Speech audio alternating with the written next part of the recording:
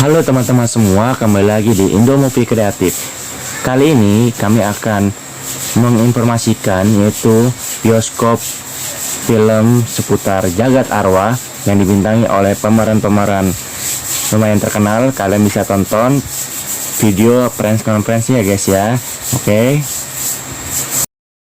Dari filmmakernya dulu. Oke, filmmakernya dulu. Pertama, sutradara dari film Jagat Arwah ada Ruben Adrian S. Silakan Ruben bergabung. Ini dia sutradaranya, Kak Ruben. Silakan. Berikutnya produsernya, Persi Eva Ranti. Asik. Hai Persi, silakan duduk langsung menempati. Oke.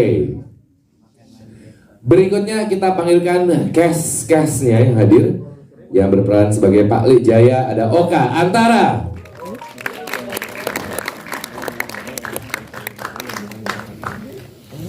silakan. Tepuk tangan buat Oka.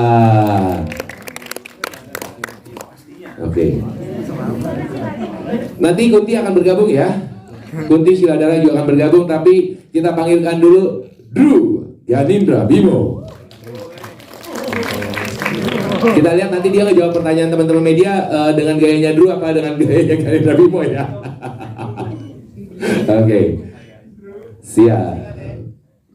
Berikutnya yang berperan sebagai Kus ada Muhammad Khan.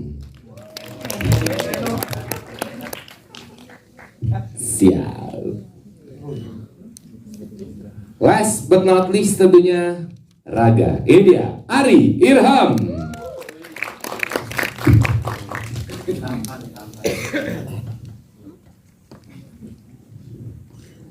Ini kenapa dibawa semuanya teman-temannya Ri? Iya, sekalian dulu aja.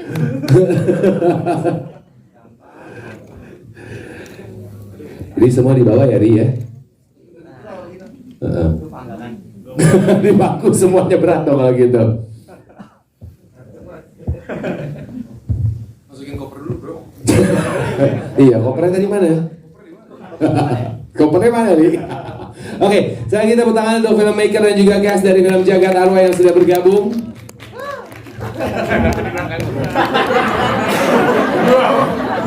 Kenapa sih? Kenapa sih? Gue ada satu. Dulu. Ini as a debut film as a director gitu ya. Sebenarnya kalau dari lu sendiri teknis pengambilan gambarnya seperti apa, gitu kan ya? Dan kemudian mungkin ada nggak sih rules tertentu mengenai penyutradaraan yang secara konsisten lu terapkan gitu? Oke, terima kasih. Apresiasinya. Butuh mic lebih gede? Cek. Bisa tak? Terlalu gede. Terlalu gede ya? Terima kasih apresiasinya buat dari teman-teman, rekan-rekan media semuanya. Kalau ngomongin teknik, ngomongin konsep, pasti setiap sutradara punya gayanya masing-masing gitu ya, punya karakternya masing-masing. Kalau yang saya pakai di Jagat Arwah ini, pendekatan untuk setiap karakternya aku pakai emotional approach gitu. Jadi memang secara karakter aku pengen dapetin secara emosinya dari karakter itu masing-masing gitu. Kalau mungkin tadi teman-teman juga udah lihat. Kalau untuk tekniknya aku secara ngambil cinematic experience-nya sih, itu yang pengen dirasakan gitu, supaya bisa dirasakan di sini. Oke. Saya kira begitu. Oke. Tapi sebenarnya ada sedikit satu penasaran juga kenapa lu sebagai sutradara pun juga dari keberagaman budaya yang ada di Indonesia, keseluruhan Indonesia atau lagi pun Jawa gitu ya. Sebenarnya kenapa yang lo angkat adalah budaya Jawanya dan bahkan spesifik ke budaya yang sedulur Papat Lima Pancar ini gitu. Kenapa yang akhirnya itu yang lo ambil? Alasannya apa sih sebenarnya? Ya, menarik nih karena kalau ngomongin budaya Jawa, ngomongin kultur kebudayaan itu bisa banyak banget gitu ya. Yeah. Mungkin aku juga nggak bisa jelasin satu persatu gitu. Tapi pertanyaannya menarik ngomongin tentang Jawa. Mungkin yang pertama ngomongin tentang personal ya, maksudnya kedekatan personal gitu. Karena di keluargaku, di lingkungan segala macam tuh saya sangat dekat dengan pengalaman-pengalaman mistis. Oke. Dan saya pikir itu nggak cuma dialami oleh saya juga, tapi penonton pasti juga punya pengalaman-pengalaman mistisnya sendiri gitu. Itu yang jadi bikin aku interest gitu di situ, tertarik di situ. Oke, dan kemudian dengan si sedulur Papat Lima Pancernya ini sendiri? Kalau sedulur Papat Lima Pancer ini sebenarnya secara awal gagasan dari Papat Lima Pancer ini udah cukup horor ya. Ya. Bayangin gitu, kita lagi dalam kandungan, kemudian kita lahir, terus kita udah segede ini sekarang, dan kita ternyata nggak sendirian gitu, masih ada roh lain yang juga ikut sama kita. Jadi itu yang bikin saya mendorong saya untuk membangun gagasan ini lebih jauh lagi gitu, secara imajinasinya, secara konsepnya, secara ya tadi kebudayaan, dan secara karakter-karakternya untuk dijadikan sebuah storytelling kemudian bisa dinikmati oleh semua orang. Oke, jadi memang sebenarnya ada personal attachment-nya juga dengan dari Jawa sendiri ya, dari tempat ruang tinggal kita, besar, grow up, dan segala story-nya akhirnya dari situ. Oke, ketika nentuin cast-nya, kemudian juga lokasinya, bahkan makeup, bahkan production design-nya yang sampai eksekusinya seperti apa sih? Mungkin boleh dijelaskan dari sisi sebagai produser filmnya sekarang Tersi. Oke, selamat sore teman-teman media, saya Tersi dari Visinema. Oke, pertama kalau milih teman-teman yang ada di sini ya karena memang kita pengen curated gitu ya secara filmnya, kita pengen ngebentuk universe baru, bahwa kita mencoba untuk memberikan tawaran baru dan bentuk-bentuk baru gitu. Kenapa Ari? Sebenarnya pengen nantang Ari sih dari Terlalu Tampan gitu ya. Yeah. Dia bisa sejauh apa sih kita push Yeah. gitu. Karena kalau mungkin teman-teman sudah lihat Ari di sini cukup jauh ya gitu. Range-nya jauh banget sih.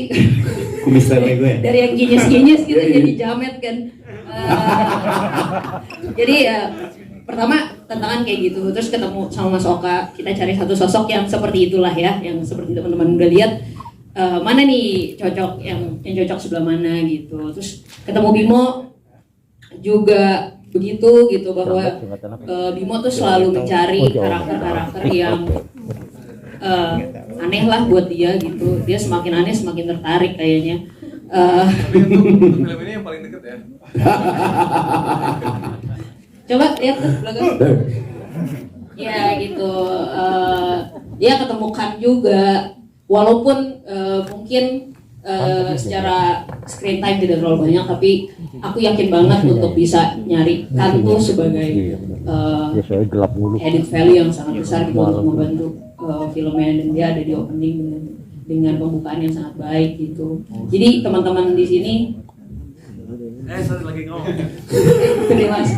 Ya, jadi pada dasarnya teman-teman yang kita pilih di sini adalah yang menurut kami memang pantas dan layak untuk membangun dunia universe Jagat Arwah ini, dan tentunya menambah edit value dari ceritanya sendiri gitu. Sheila dan Cinta juga melalui tahap yang sama, maksudnya kita semua screen test, lalu kita tes, ngobrol panjang lebar sama mereka semua, lalu kemudian kita sepakat membentuk masing-masing karakternya seperti apa. Kalau dari bentuk pemain seperti itu, lalu kemudian dari sisi yang lebih menantang memang dari sisi production design. Bagaimana kita menciptakan universe yang baru, tawaran baru lagi. Sama cast-castnya aja nanti sebelum teman-teman media boleh bertanya pastinya ya. Pertama-tama untuk Oka Antara, Pak Li. Oka, Kak, basically kalau nggak salah lu Bali kan ya? Ada turun Bali, besar di Bali dan segala. Dan kita nggak bisa bohong bahwa wilayah Bali itu adalah salah satu wilayah yang cukup kental kliniknya, ya kan? Nah, maksudnya terutama sekarang lu berperan dalam film Jagat Arwah sendiri gitu, maksudnya boleh di-share nggak sih, maksudnya kepercayaan orang Bali seperti apa aja yang lu temuin mungkin dengan, karena ini kan sebenarnya kejawen Jawa kan, apa sih yang mirip gitu, apa aja yang mirip antara budaya klinik Bali sama budaya dari kejawennya sendiri. Tapi itu nanti pertanyaan pertama-tama yang paling gue pengen nanya adalah apa tantangan lu selama ngejalanin karakter yang lu perankan di film ini, jadi Pak Lijayanya. Karena gue kelihatan begitu gue nanya apa budaya yang sama, dia langsung mikir apa ya, coba gue pikir dulu. Oke, tantangan lu dulu kalau gitu ya. Kalau tantangan apa ya? Mungkin ini kali ya, apa menciptakan background Jaya sebelum film dimulai. Jadi untuk menguatkan motivasi dan ambisinya, keserakahannya dia. Oke. Karena kan memang ketika film ini, tapi sebenarnya nggak apa ya? Karena mereka udah Kan nonton yang di sini. Oke, ya udah.